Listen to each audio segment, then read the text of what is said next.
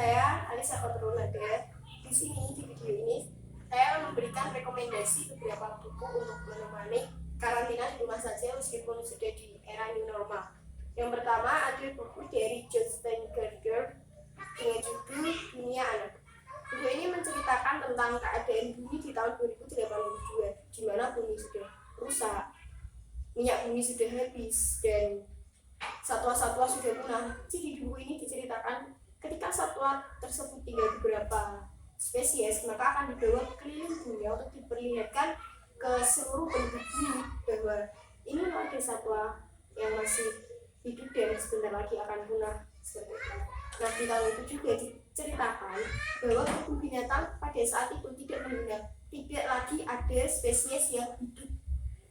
Jadi kebun binatang di tahun tersebut menggunakan teknologi laser, semuanya menggunakan laser, dan teknologi tersebut sangat real, sangat hampir mirip dengan aslinya. Ironisnya di tahun tersebut teknologi semakin maju, namun keadaan ini juga hancur. Nah, di sini Nova menuntut nenek buyutnya, menurut generasi sebelumnya lebih tepatnya, untuk mempertanggungjawabkan apa yang mereka lakukan di zaman mereka.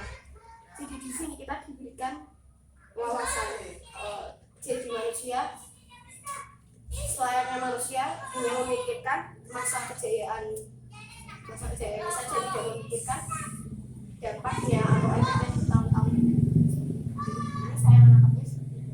Selanjutnya ada buku dari Rusdi Matari dengan judul Merasa Pintar Tentu Saja Tak Punya.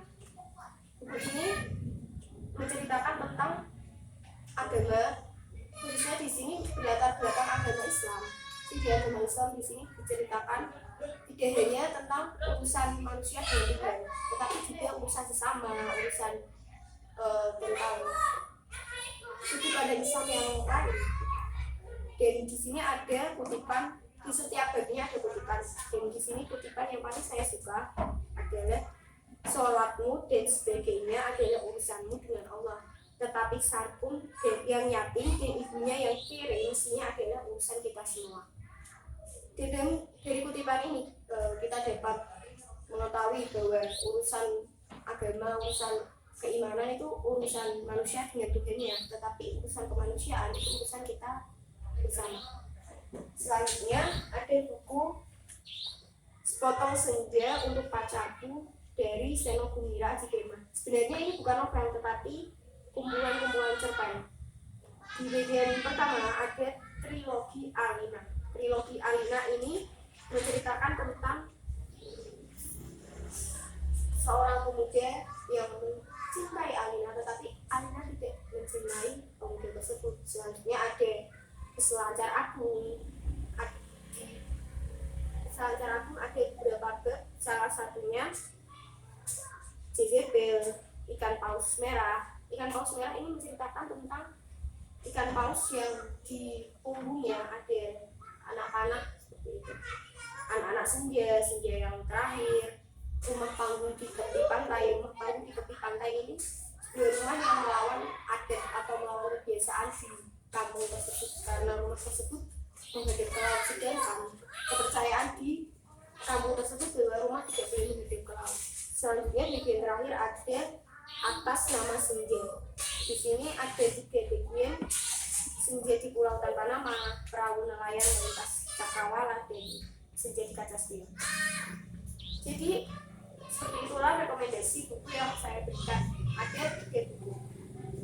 Sebenarnya ada banyak buku yang saya rekomendasikan, tapi karena durasi waktu, dan menurut saya ini buku yang paling maksudnya bisa untuk selingan tentang agama.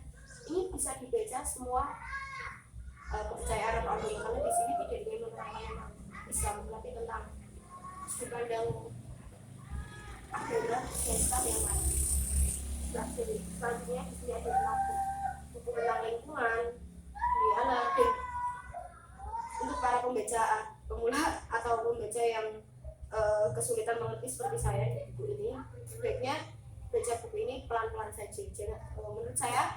Menurut saya pribadi membaca buku tidak seberapa cepat kalian menghatamkan sebuah buku atau ini seperti itu biasanya orang belum baru atau sebelumnya cepat atau bagaimana. Tetapi menurut saya esensi membaca buku itu tentang makna, tentang kedalaman setiap makna, tentang pemahaman yang berbeda-beda. Mungkin saya membaca satu kali pemahamannya seperti ini, kedua bisa berbeda lagi. Dan yang ketiga ini tentang kumpulan cerpen. Menurut saya membaca novel itu lebih enak atau lebih gimana ya? Feelnya tuh lebih dapat karena penulis menceritakannya secara mendetail dan setiap bab itu nyambung. Sedangkan cerpen saya lebih kesulitan membaca karena ini kumpulan cerita-cerita pendek dan saya kurang selera saja kalau kumpulan cerpen, tapi saya juga sejujurnya suka membaca cerpen.